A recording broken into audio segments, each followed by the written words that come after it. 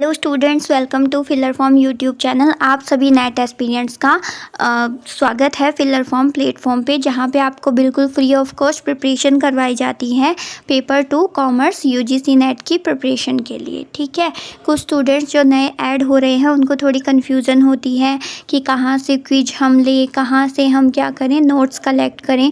तो मैं डेली हर एक वीडियो में आपको मेंशन कर देती हूँ कि आज भी मैं आपको अच्छे से बता दूँगी। ठीक है, कि कहाँ से आप क्विज को ज्वाइन कर सकते हो, कहाँ से आप नोट्स कलेक्ट कर सकते हो, और डेली जो क्लास है वो आपकी यहाँ पे रहती है। देखिए, जो स्टूडेंट्स नए आ रहे हैं उनको कन्फ्यूज़न है कि हमें बीच में से समझ में नहीं आ रहा है, तो मैं उनको बोलूँगी कि प्लेलिस्ट बनी हुई है। आप जब फिलर फॉर्म चैनल ओपन करोगे उसमें प्लेलिस्ट में जाओगे, फिर कॉमर्स की प्लेलिस्ट खोलोगे ना आप, तो पेपर जो फर्स्ट क्लास है ना आप पेपर 2 की, वो देखना, उससे आपको सारा का सारा समझ में आ जाएगा। फिर आपको आगे आगे 3 यूनिट अभी तक कवर अप हो चुकी है। कौन कौन सी बताओ स्टूडेंट्स? एक हो चुकी है इंटरनेशनल बिजनेस यूनिट नंबर 1, उसके मोस्ट प्रोबेबली जो टॉपिक्स है वो कंप्लीट हो चुके हैं। फिर बिजनेस इकोनॉमिक्स जो यूनिट 3 है, व्यावसायिक अर्थशास्त्र, वो पूरी ऑल ओवर मैंने डिटेल में अच्छे से एक्सप्लेन करके आपको समझाई है। ठीक है, जिन स्टूडेंट्स ने किया है उनको पता है कि किस तरीके से उनका पूरा कॉन्सेप्ट क्लियर हो चुका है। ठीक है, फिर अभी बिजनेस फाइनेंस चल रही है जिसका लास्ट चैप्टर बचा है वर्किंग कैपिटल, वो भी आज क्या हो जाएगा, क्लास नंबर 74 में आज की क्लास में ख़त्म हो जाएगा। हर एक क्लास आपको with topic with sequence wise mention मिलेगी। आप ओपन करके देखोगे हर एक क्लास को, मैं कहती हूँ सीक्वेंस वाइज लो। ठीक है, जितना कवर अप हो सकता है एक दिन में 4 क्लास लगाओ, 5 क्लास लगाओ, आपकी जल्दी जल्दी यूनिट 1 कवर करो, फिर 3 करो, और साथ साथ में जो चल रही है उसको भी लेते रहो। ठीक है, जैसे वर्किंग कैपिटल के बाद ख़त्म हो जाएगा हमारा ये वाला यूनिट, फिर हम न्यू यूनिट स्टार्ट करेंगे। ओके ना, तो इस तरीके से आप तैयारी कर सकते हो, इससे आपको कोई कन्फ्यूज़न नहीं होगा जो क्लासेस हैं उनके अंदर। ठीक है, आप जब शुरू से पढ़ना शुरू करोगे ना तो आपको डिटेल में सब समझ में आ जाएगा। जो भी नए स्टूडेंट्स हैं मैं यहाँ पे उनकी बात कर रही हूँ। ठीक है, और दूसरी बात, डिस्क्रिप्शन में आपके पास लिंक अवेलेबल है किसका, टेलीग्राम चैनल का, और कॉमर्स फिलर फॉर्म के नाम से टेलीग्राम चैनल है उसका, और व्हाट्सएप ग्रुप्स हैं किसके, फिलर फॉर्म के, उनको आप जाके ज्वाइन कर लो। ठीक है, उसमें क्या होता है, डेली जो क्विज होती है उसकी आपको लिंक मिलती है, डेली जो नोट्स जहाँ से आपको कलेक्ट करने होते हैं वेबसाइट से उसकी लिंक मिलती है। ठीक है, डेली जो क्लास होती है 3 बजे उसकी हाथों हाथ आपको लिंक मिल जाती है। ठीक है, तो आपको ये तो करना पड़ेगा कि आप टेलीग्राम को ज्वाइन कर लो। ठीक है, उसके बाद फिलर फॉर्म के चैनल को ज्वाइन कर लो, फिर आपको कोई भी डाउट नहीं रहेगा कि मैम क्विज अटेंड नहीं कर पा रहे हैं, कहाँ से ले, या फिर वेबसाइट से नोट्स कहाँ से ले, क्योंकि वहाँ पे टाइम टू टाइम जैसे ही नोट्स अपलोड होते हैं, जैसे आज क्लास हुई है, आज शाम तक आज की क्लास के नोट्स अपलोड कर दिए जाएंगे, फिर आपको लिंक सेंड कर दिया जाएगा, वहाँ से आप हाथों हाथ ले सकते हो, सीक्वेंस वाइज नंबर वाइज आपको मिल जाता है। ठीक है, तो ये मस्ट है कि आप जाके ज्वाइन कर लो टेलीग्राम चैनल को और व्हाट्सएप ग्रुप को, ये आपके लिए ही इम्पोर्टेंट है ताकि आपको कोई कन्फ्यूज़न नहीं होगा। क्लियर है? और कल मैंने देखा एक स्टूडेंट बोल रहे थे कि मैम बहुत कम टाइम देती हैं। देखिए, आपकी 40 मिनट्स की क्लास होती है। ठीक है, जिसमें मैं पूरा का पूरा कम से कम मैं कोशिश करती हूँ कि 1 से 2 टॉपिक आपके साथ मैं डिस्कस करूँ। ठीक है, क्योंकि आप समझ सकते हो यहाँ पे क्या है, टाइम लिमिटेड है, ये इकोनॉमिक्स में हम पढ़ते हैं। ठीक है, टाइम सबके पास लिमिटेड होता है, तो आपको फ्री ऑफ कॉस्ट जो अपॉर्चुनिटी मिल रही है एटलीस्ट आप उसको ग्रैब कीजिए, और साथ ही साथ अपने एफर्ट्स भी लगाइए। ठीक है, सेल्फ स्टडी को करने के लिए जो यूनिट आपको ईजी लगती है, थोड़ी स्ट्रांग लगती है, देखिए मैं यहाँ पे गाइड करने के लिए आपके पास बैठी हूँ, डेली आपको कॉन्सेप्ट कराने के लिए बैठी हूँ। जितना मुझसे पॉसिबिलिटी हो रही है करवाने की उतना मैं आपके लिए लेके आ रही हूँ।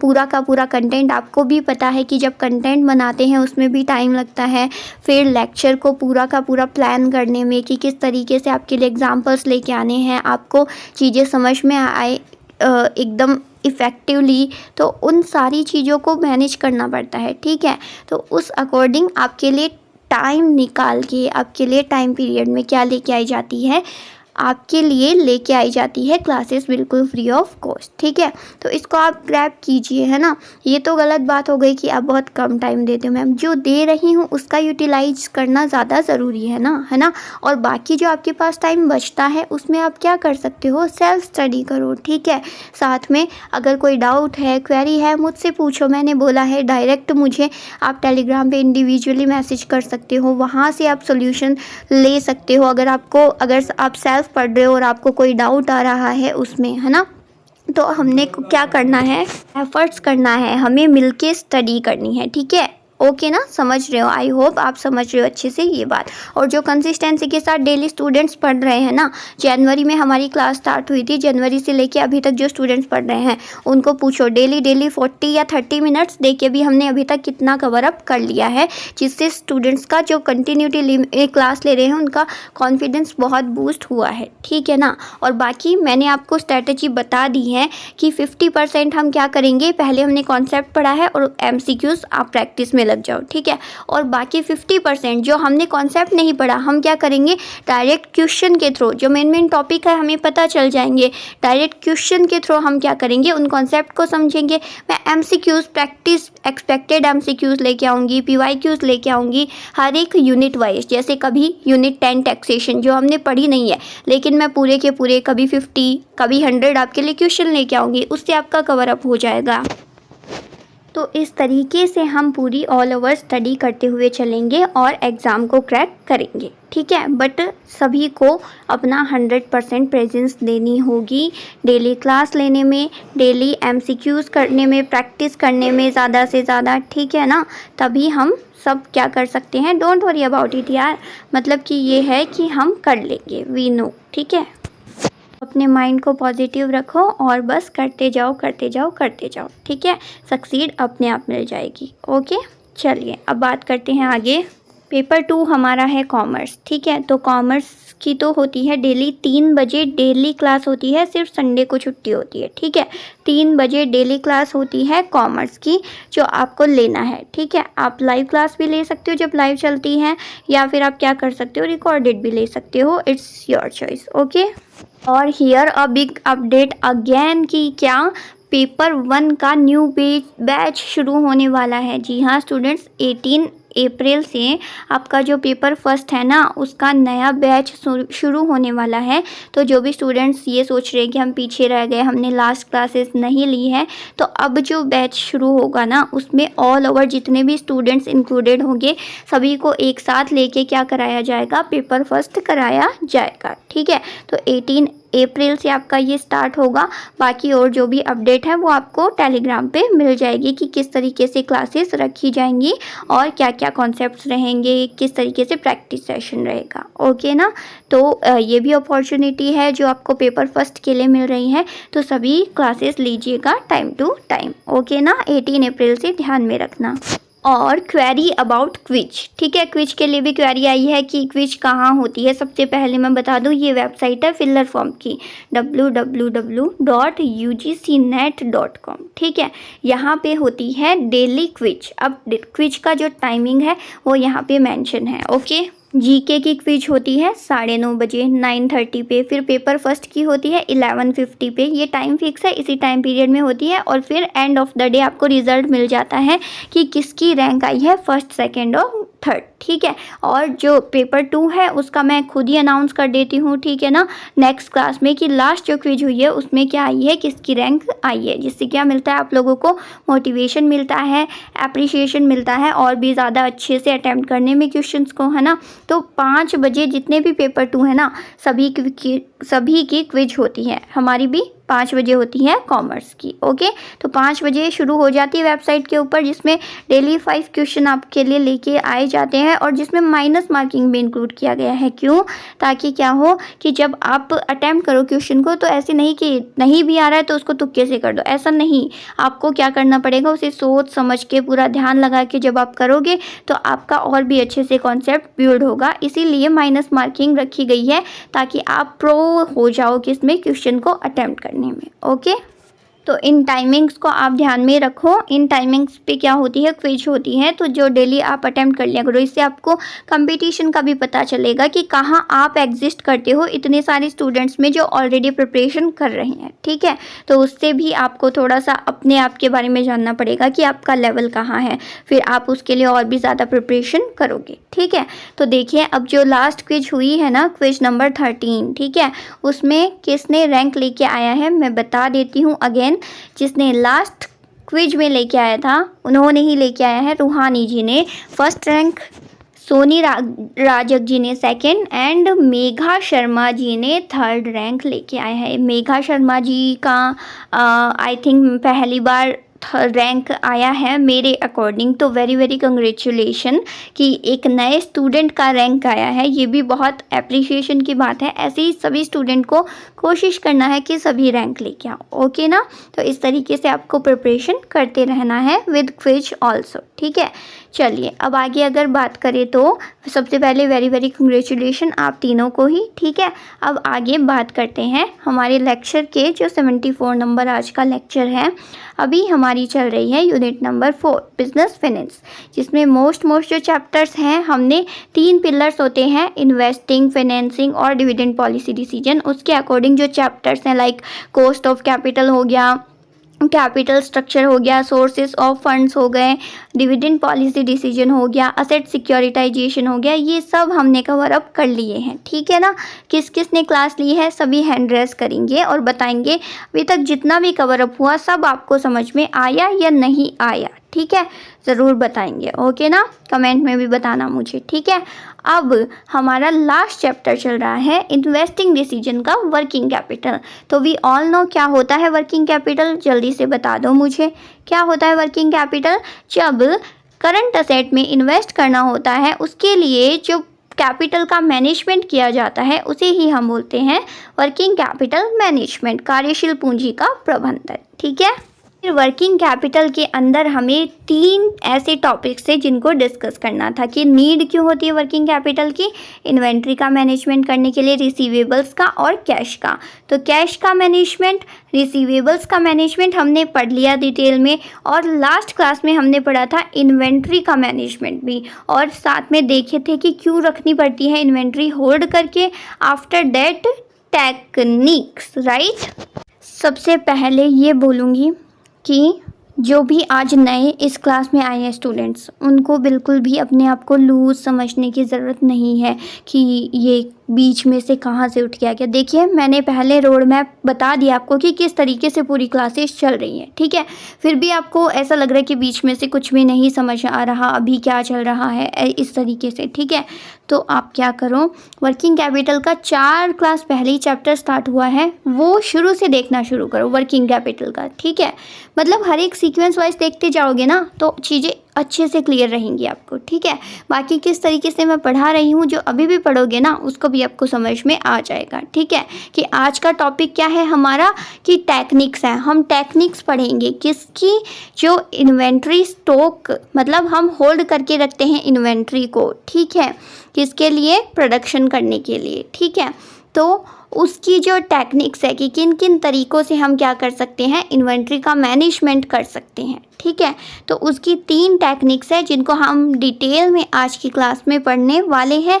आफ्टर दैट आपका ये वाला जो चैप्टर है वो कवर अप पूरा का पूरा हो जाएगा, ठीक है।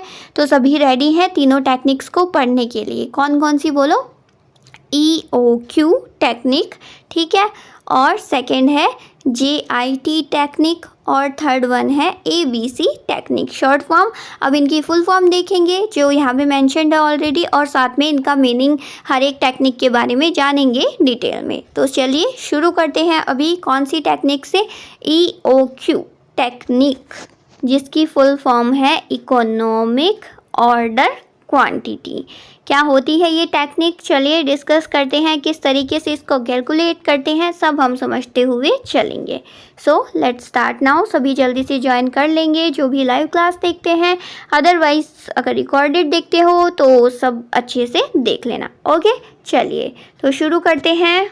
The economic order quantity EOQ refers to the idle order quantity a company should purchase in order to minimize its inventory cost. कहने का मतलब कि जो EOQ है वो रेफ़र करता है एक idle order quantity a company should purchase in order to minimize its inventory cost. कहने का मतलब ये है कि मान लो कि एक कंपनी को ना इतना ही ऑर्डर करना चाहिए रॉ मटेरियल का जितना क्या उसको यूज़ में आ रहा हो, मतलब उसे बहुत ज़्यादा भी स्टॉक करके नहीं रख लेना चाहिए। ठीक है, उसको क्या करना चाहिए, इस तरीके से मैनेज करना चाहिए इन्वेंट्री को कि उसकी जो इन्वेंट्री कॉस्ट है ना, मतलब स्टॉक को रखने की जो लागत है वो क्या आए, कम से कम आए। ठीक है, समझ गए। EOQ टेक्निक क्या बोलती है कि एक आइडल ऑर्डर की क्वांटिटी जो है ना, आइडल का मतलब समझते हो ना कि जो आइडल ऑर्डर होता है उसकी क्वांटिटी एक कंपनी को क्या करनी चाहिए, परचेज करनी चाहिए। ठीक है, जिस हिसाब से उसके पास डिमांड के लिए ऑर्डर्स आ रहे हैं उसी अकॉर्डिंग उसे भी क्या करना चाहिए, स्टॉक को मेंटेन करके रखना चाहिए जिससे उसकी क्या हो, इन्वेंट्री कॉस्ट कम से कम आए। ठीक है, तो अब हम पढ़ेंगे अ कंपनीज इन्वेंट्री कोस्ट में इंक्लूड। इन्वेंट्री कोस्ट में क्या क्या इंक्लूड होता है, एक तो होती है होल्डिंग कोस्ट, एक होती है शॉर्टेज कोस्ट और एक होती है ऑर्डर कोस्ट। इन तीनों को थोड़ा सा जान लेते हैं कि क्या क्या होती हैं ये। ठीक है, उससे पहले एक बार अच्छे से फिर से रिपीट कर देती हूँ हिंदी में। आर्थिक आदेश मात्रा यानी EOQ उस आदर्श, आइडल मीन्स आदर्श, ठीक है, आदर्श ऑर्डर मात्रा को संदर्भित करता है कि इतना, मतलब एक आइडल ऑर्डर करना चाहिए कंपनी को जिसे एक कंपनी को अपनी इन्वेंट्री लागत को, इन्वेंट्री कॉस्ट को कम करने के लिए खरीदना चाहिए। ठीक है, आ गई बात समझ में। और एक कंपनी की जो इन्वेंट्री लागत होती है, स्टॉक रखने की लागत होती है, उसमें 3 तरीके की क्या होती हैं, मेन कॉस्ट आती हैं। कौन कौन सी? 3 factors you will need to calculate EOQ। ठीक है, तो मतलब इन्वेंट्री कॉस्ट के लिए 3 लागत को हमें जानना पड़ता है। ठीक है, वो कौन कौन सी है? होल्डिंग कॉस्ट, शॉर्टेज कॉस्ट और ऑर्डर कॉस्ट। अब एक एक को समझते हैं। अब बहुत नॉर्मल है, बेसिक आपको समझ में आ जाएगा। इसी के बेसिस पे हम क्या करेंगे, EOQ, इकोनॉमिक ऑर्डर क्वांटिटी को कैलकुलेट करेंगे। देखिए, EOQ नाम से समझ में आ रहा है कि इकोनॉमिक ऑर्डर क्वांटिटी यानी ऐसी ऑर्डर की मात्रा, यानी आपको इतना ऑर्डर देना चाहिए, इतना आदेश देना चाहिए, ऑर्डर देना चाहिए रॉ मटेरियल को परचेज करने के लिए जो इकोनॉमिक हो। अब इकोनॉमिक का क्या मतलब कि आपका ज़्यादा से ज़्यादा प्रोडक्शन हो जाए और आपकी जो लागत है ना वो कम से कम आए। ठीक है, तो उसको हमें कैलकुलेट करना होता है कि आखिर कितनी मात्रा हम परचेज करें एज अ रॉ मटेरियल कि जिससे हमारी जो लागत है वो तो कम से कम आए और जो हमारा प्रोडक्शन है वो अच्छे से हो जाए। ठीक है, तो उस कैलकुलेशन को ही हमें क्या करना पड़ता है, ज्ञात करना पड़ता है तीन टर्म के अकॉर्डिंग, क्योंकि इन्वेंट्री कॉस्ट के अंदर क्या होती है, 3 टर्म होती है, 3 कॉस्ट्स होती हैं। कौन कौन सी? पहली है होल्डिंग कॉस्ट। नाम से समझ में आ रहा है कि होल्ड करना। अब मान लो आपने रॉ मटेरियल को परचेज किया है, ठीक है, आपका प्रोडक्शन चल रहा है। ठीक है, अब आपने रॉ मटेरियल ले लिया, आपके पास आ गया, आपने खरीद लिया और अगले ने हमें दे दिया, हमारे पास आ गया। अब ऐसा तो है नहीं कि हाथों हाथ आपने मंगवाया और प्रोडक्शन हाथों हाथ बहुत सारा कर दिया। डेली का एक निश्चित होता होगा कि आज इतनी क्वांटिटी बनेगी, आज इतनी, लेकिन जो रॉ मटेरियल आपने मंगवा लिया वो आपको क्या करके रखना पड़ेगा, होल्ड करके रखना पड़ेगा या नहीं रखना पड़ेगा, कहीं पे अच्छे से मैनेज करके रखना पड़ेगा। कहाँ पे रखते हैं हम, बोलो, वेयर हाउस में, गोदाम में। ठीक है, तो वहाँ पे जब हम रखेंगे तो उसकी भी क्या आएगी, लागत आएगी, कॉस्ट आएगी। ठीक है, तो इन्वेंट्री कॉस्ट में पहली कॉस्ट कौन सी हो गई, होल्डिंग कॉस्ट, यानी जो ऑर्डर हमने खरीद लिया है अब उसको किस तरीके से होल्ड करके रखना है, उसकी जो लागत आएगी उसे हम बोलेंगे होल्डिंग कॉस्ट। ठीक है, मतलब कि स्टॉक को रखने की लागत होल्डिंग कॉस्ट, उसको मैनेज करने की। ठीक है, पहला हो गया। फिर दूसरी कॉस्ट कौन सी है, शॉर्टेज कॉस्ट। मान लो कि आपने पहले से होल्ड करके तो नहीं रखा, लेकिन अब क्या आ गई, शॉर्टेज आ गई किसकी, रॉ मटेरियल की। अब हाथों हाथ आपको परचेज करके लाना पड़ेगा, ठीक है। जब आप हाथों हाथ लेके आओगे और मतलब स्टॉक करके नहीं रखोगे पहले से, तो उसकी भी आपको कॉस्ट उठानी पड़ेगी। हो सकता है कि अगर आप थोड़ा सा बल्क में स्टोर करके रख लो तो आपकी जो कॉस्ट है वो थोड़ी कम आए, जबकि आप हाथों हाथ, आपकी शॉर्टेज आई है तो हाथों हाथ लेके आ रहे हो, तो हो सकता है आपके थोड़े ज़्यादा पैसे लग जाएं, है ना। तो इसलिए शॉर्टेज की जो कॉस्ट है वो भी उठानी पड़ती है जब हम इन्वेंट्री को मैनेज करते हैं तो उसके अंदर, ठीक है। और एक हो गई ऑर्डर कॉस्ट। जब हम ऑर्डर करते हैं, आदेश देते हैं, तो उसकी जो कॉस्ट आती है उसे हम बोलेंगे ऑर्डर कॉस्ट, ठीक है। तो ये 3 तरीके की कॉस्ट हो गई, ठीक है। अब देखते हैं कि EOQ को कैलकुलेट कैसे करेंगे, कौन सा फॉर्मूला को लगा के। तो बता देती हूँ, ये 3 फैक्टर्स हैं, यानी ये 3 फैक्टर्स हैं जिनको यूज़ करके क्या किया जाएगा, EOQ को कैलकुलेट किया जाएगा। अभी एक तो हमने पढ़ा होल्डिंग कॉस्ट, ठीक है, एक हमने पढ़ लिया ऑर्डर कॉस्ट। अब एक है एनुअल डिमांड। एनुअल डिमांड मतलब कि अब आप उतना ही तो सामान रॉ मटेरियल मंगवाओगे ना जितनी आपकी डिमांड हो रही है प्रोडक्ट की, ठीक है। तो आपको पता होना चाहिए कि आपकी वार्षिक मांग क्या है, किसकी, जो आप मंगवा रहे हो रॉ मटेरियल उसकी वार्षिक मांग क्या होती है, ठीक है। तो इन तीनों के बेस पे हम क्या करेंगे, कैलकुलेट करेंगे किसको, EOQ को। तो चलिए आइए फॉर्मूला देखते हैं। EOQ is equal to, EOQ बराबर है स्क्वायर रूट ऑफ, यानी अंडर रूट आएगा आपका, ठीक है। फिर 2 यानी 2 आएगा, ओके। उसके बाद आएगा S का मतलब हमने क्या पढ़ा, सेटअप कॉस्ट या फिर पर order generally including shipping and handling, यानी कि इसे हम बोल सकते हैं ऑर्डर कॉस्ट भी। सेटअप कॉस्ट बोल दो, ऑर्डर कॉस्ट बोल दो, ठीक है। कि जो पर ऑर्डर पे आती है, जनरली इंक्लूडिंग जो शिपिंग चार्जेस लगते हैं ना, ठीक है। और फिर उनको हैंडल करना पड़ता है पूरा, जब तक ट्रैक करना पड़ता है जब तक नहीं पहुंच जाता है ऑर्डर, है ना, ऐसा। तो ऑर्डरिंग की जो कॉस्ट आती है, ठीक है, उसको S से डिनोट करते हैं या फिर हम O से भी डिनोट कर सकते हैं, ठीक है। तो या तो आप 2O बोल दो या फिर 2S बोल दो, एक ही बात है, ओके। तो 2S यहाँ तक समझ में आ गया, अंडर रूट 2S। अब बात करें D की, तो D का क्या मतलब है, अभी हमने देखा कि एनुअल डिमांड यानी जो वार्षिक मांग होती है, आपके जो फर्म का प्रोडक्ट है उसकी कितनी मात्रा एक साल में बेची जा रही है आपकी फर्म के द्वारा, उस बेसिस पे ही तो हम ये डिसाइड करेंगे कि कितना हमें रॉ मटेरियल मंगवाना चाहिए, है ना। तो उसकी क्वांटिटी, ठीक है, उसे हम बोलेंगे D, यानी कितनी मात्रा है उसकी, उसको हम डिनोट करेंगे D से, ठीक है। तो 2SD, तो क्या हो गया, EOQ is equal to under root 2SD। अब डिवाइड बाई क्या आएगी, होल्डिंग कॉस्ट, वही की कैरिंग कॉस्ट, रखने की लागत इन्वेंट्री को, ठीक है, वो आ जाएगी, डिवाइड हो जाएगी, ठीक है। तो इस तरीके से कैलकुलेट कर लिया जाएगा root 2SD divide by H, ठीक है। अब सबका आपको मतलब पता है, S का क्या, D का क्या, H का क्या। इस बेसिस पे आप क्या कर सकते हो, EOQ को कैलकुलेट कर सकते हो। समझ में आ गया क्या होता है EOQ टेक्निक और किस तरीके से की जाती है, ठीक है। कल मैं जब ये चैप्टर खत्म होने के बाद MCQs करवाऊंगी ना, तब आपके लिए EOQ का क्वेश्चन लेके आऊँगी, जिससे आपको और भी ज़्यादा अच्छे से समझ में आ जाएगा कि किस तरीके से कैलकुलेट होता है। बहुत ईजी होता है, डोंट वरी, बस नॉर्मल सा कैलकुलेशन होता है। अगर आपको फॉर्मूला याद होता है तो, मेन फॉर्मूला याद रखना आपको होता है, ठीक है। तो हमने फर्स्ट टेक्निक देख ली है इन्वेंट्री मैनेजमेंट की, कौन सी बोलो, EOQ, economic order quantity. Clear है सभी को, आर्थिक आदेश मात्रा, ठीक है। और क्या होती है, क्यों कैलकुलेट करते हैं, ये सब मैंने समझा दिया है। अब अगर बात करें दूसरी टेक्निक, कौन सी, जो बहुत इजी है, जस्ट इन टाइम टेक्निक। आइए समझते हैं डिटेल में दूसरी टेक्निक को, जिसका नाम है जस्ट इन टाइम टेक्निक, ठीक है।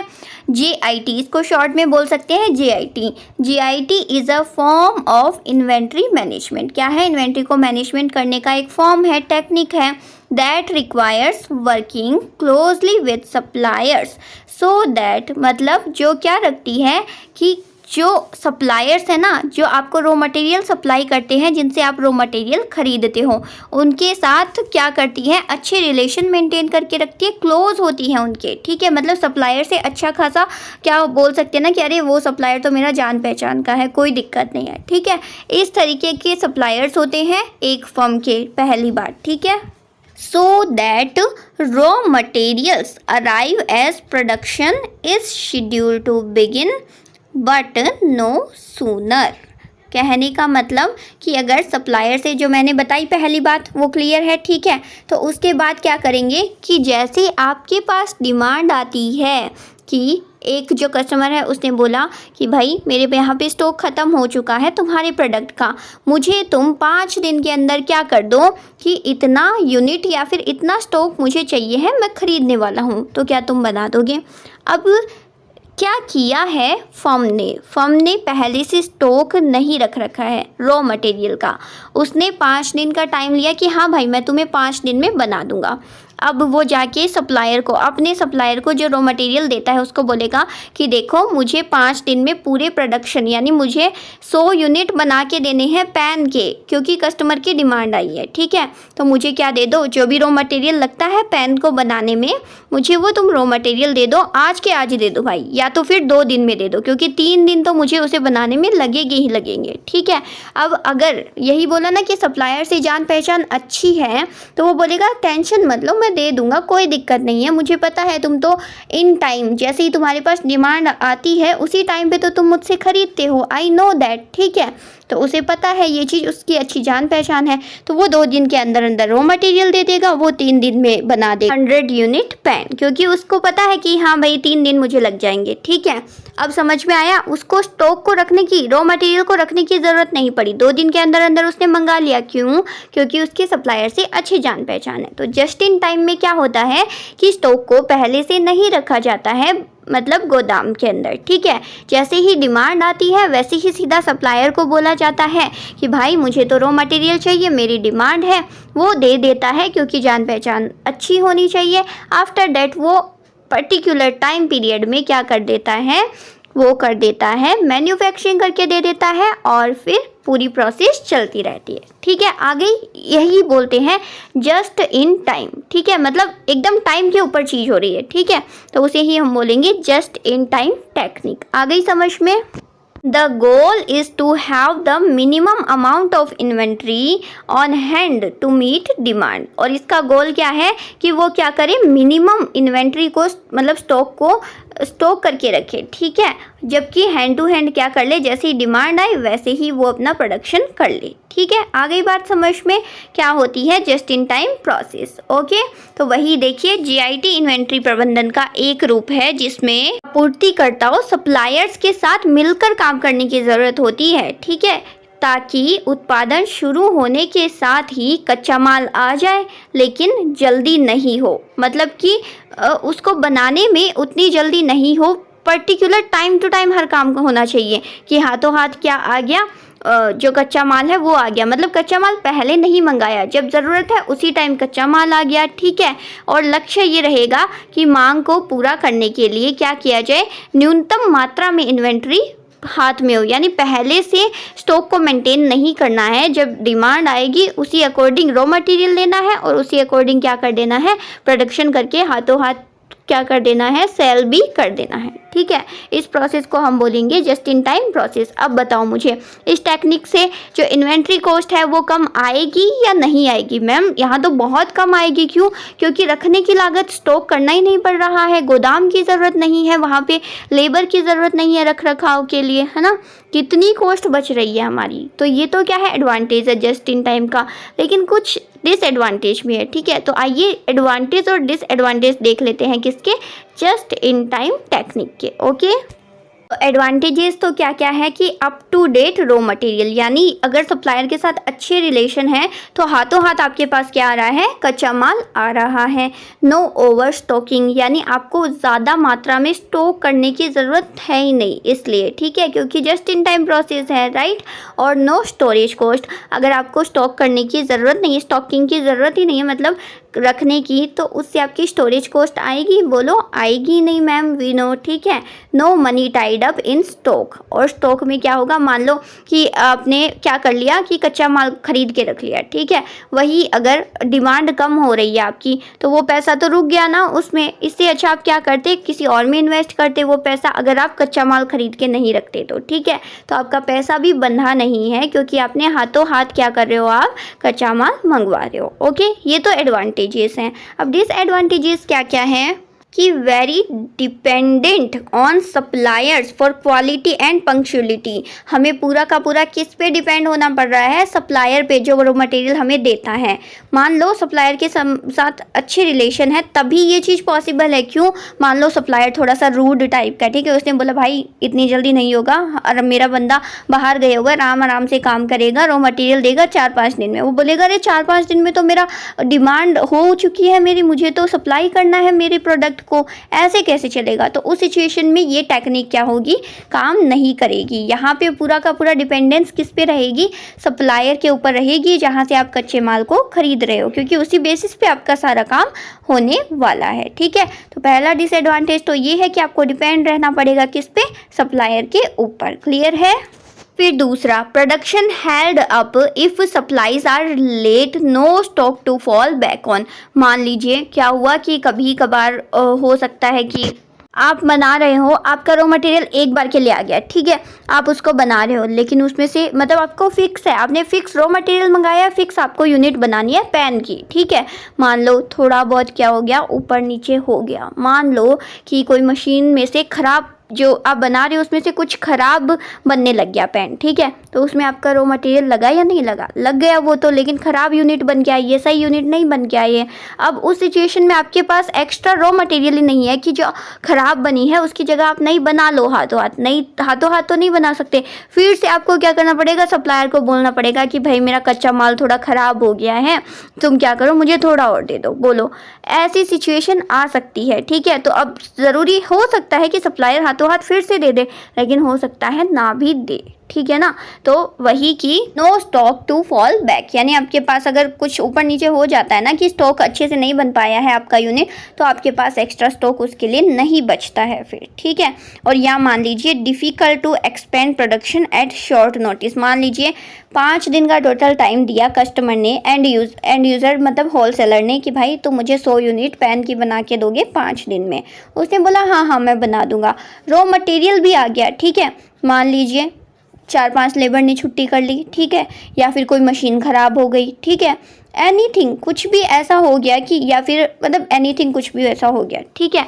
तो उस सिचुएशन में क्या होगा, आपके पास दिन तो थे 5, लेकिन 2 दिन तो आपके वेस्ट हो गए सिर्फ रॉ मटेरियल मंगवाने में। क्यों? क्योंकि आपके पास स्टॉक में पहले से पड़ी नहीं थी, और उन 3 दिन में मान लीजिए कोई लेबर नहीं आया है या फिर कोई मशीन ख़राब हो गई है, तो उस चक्कर में क्या हो सकता है कि शॉर्ट टाइम पीरियड के चक्कर में हो सकता है कि आप अपना ऑर्डर पूरा का पूरा मतलब ना दे पाओ कस्टमर को, होलसेलर को, ठीक है। ये सिचुएशन आ सकती है। वही अगर आपके पास 5 दिन थे और अगर आपके पास स्टॉक में पहले से रखा हुआ था, क्या बोलो, जो रॉ मटेरियल था, तो आप 5वें दिन मतलब पहले दिन से ही शुरू कर दोगे प्रोडक्शन, ठीक है।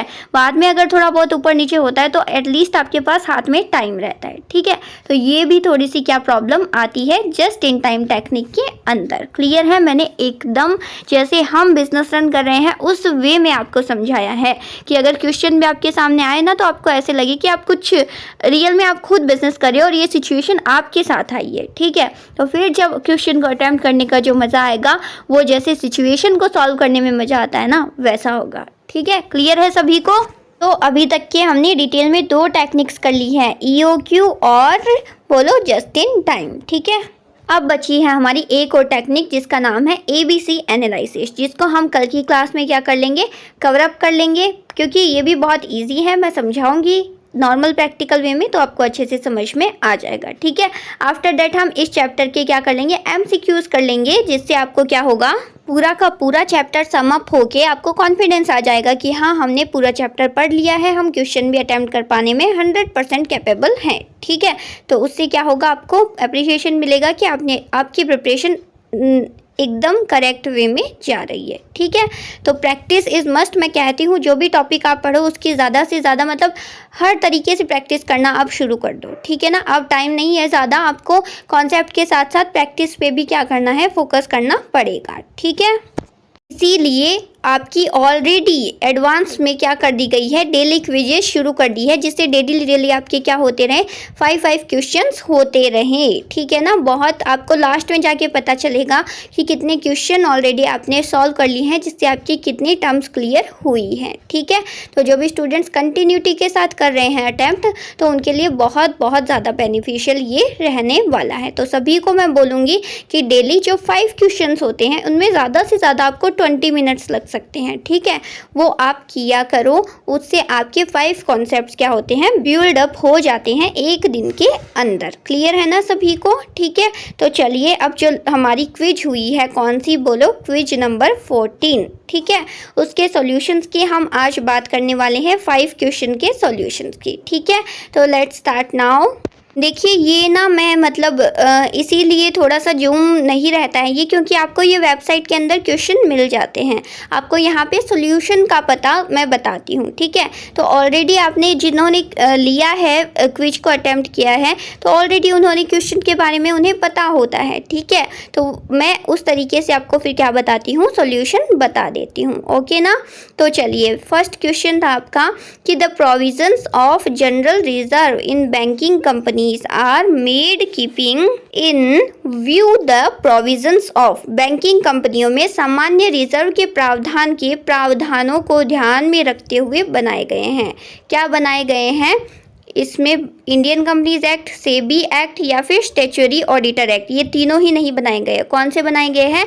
बैंकिंग कंपनीज एक्ट 1949 बनाए गए हैं प्रोविजंस के लिए। ठीक है, तो ये ध्यान में रखना है, क्या, 1949 banking company act. Okay, clear है सभी को? बात कर लेते हैं नेक्स्ट क्वेश्चन की। ओके, नेक्स्ट क्वेश्चन था आपका balance of payment BOP can be made favourable. कब फेवरेबल हो सकता है?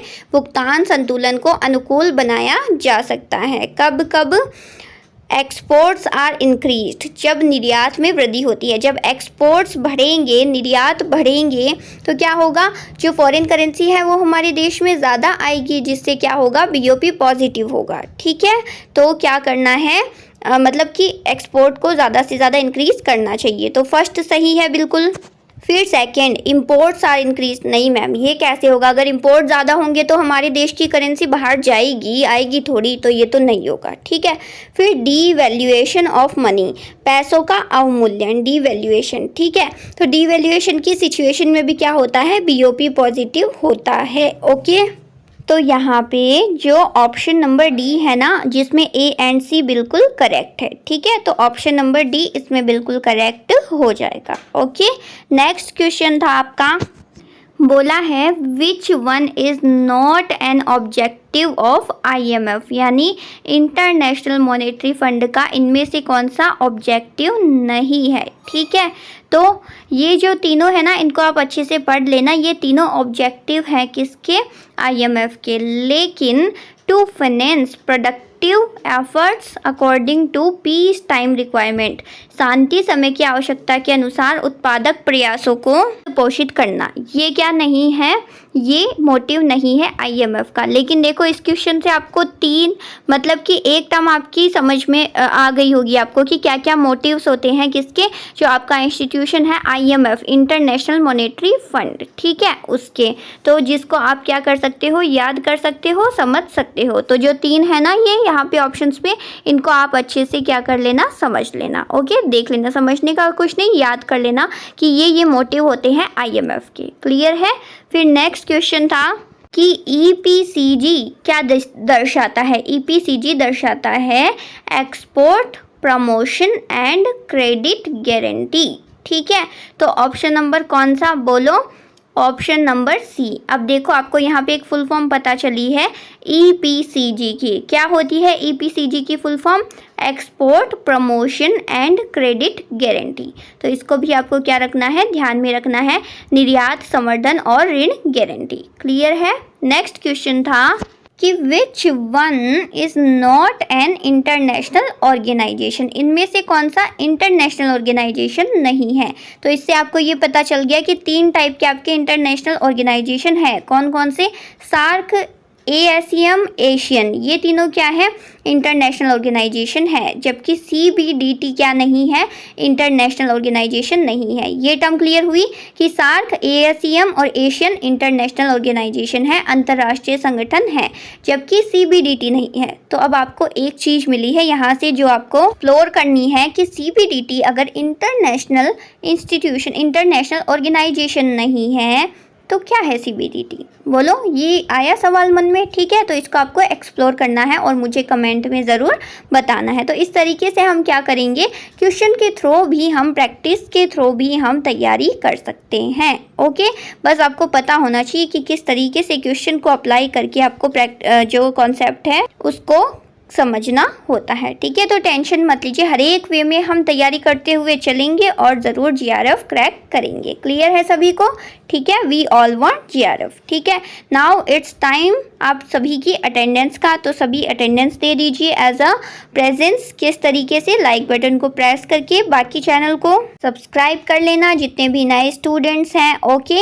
और अच्छे अच्छे कमेंट्स कर दिया करो, बताया करो कि किस तरीके से आपको समझ में आ रहा है जो कॉन्सेप्ट मैं लेके आ रही हूँ आप सभी के लिए। और जो नए स्टूडेंट्स हैं उनके लिए मैंने लेक्चर के स्टार्टिंग में ही बता दी है हर एक चीज़ डिटेल में। आई थिंक आपको कोई भी डाउट नहीं होना चाहिए, ओके, ठीक है सभी को। तो अच्छे से क्लास को लगाइए। बाकी वेबसाइट, सोशल साइट सब कुछ मेंशन्ड है यहाँ पे, डिस्क्रिप्शन में लिंक है टेलीग्राम का, व्हाट्सएप ग्रुप का, जाके ज्वाइन कर लीजिए। सारी इंफॉर्मेशन, अपडेट, लिंक्स आपको वहाँ पे अवेलेबल हो जाएगी, ओके।